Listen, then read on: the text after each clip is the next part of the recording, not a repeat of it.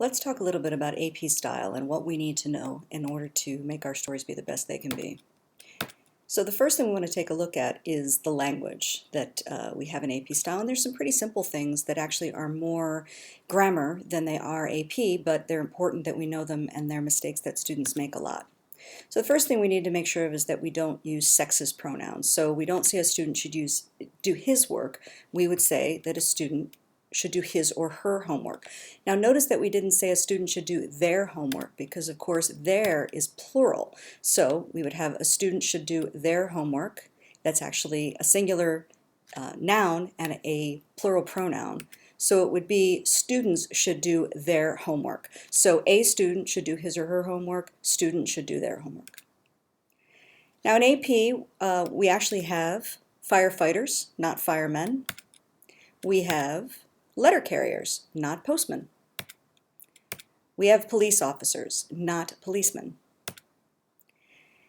From an apostrophe standpoint, this is all English construction. So we have plural and singular nouns ending and not ending in S. Women's rights is plural. We put apostrophe between the N and the S, whereas mathematics, law, we would put the apostrophe after the S.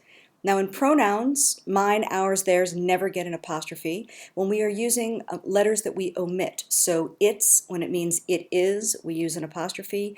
'Tis the season, you can see that example there.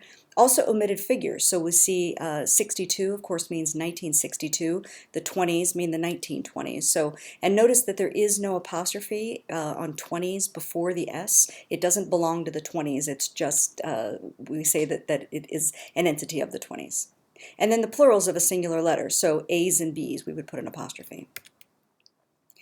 Now commas, one of the things that's really different in AP style, we do not use what's called the serial comma.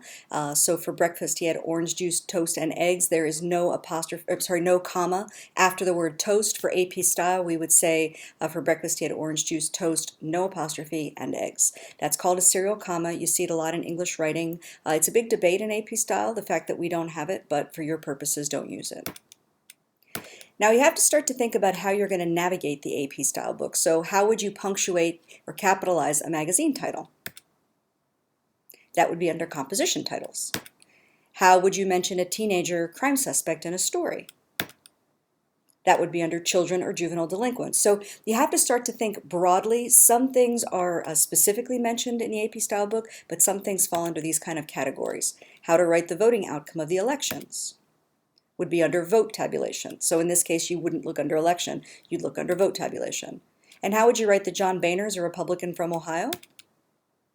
Party affiliations. And finally, is it the 80s, the 80s, the 80s, the 80s, or the 80s? And I gave you a hint to this before. You'd look under apostrophe because that's how we need to see where the apostrophes go.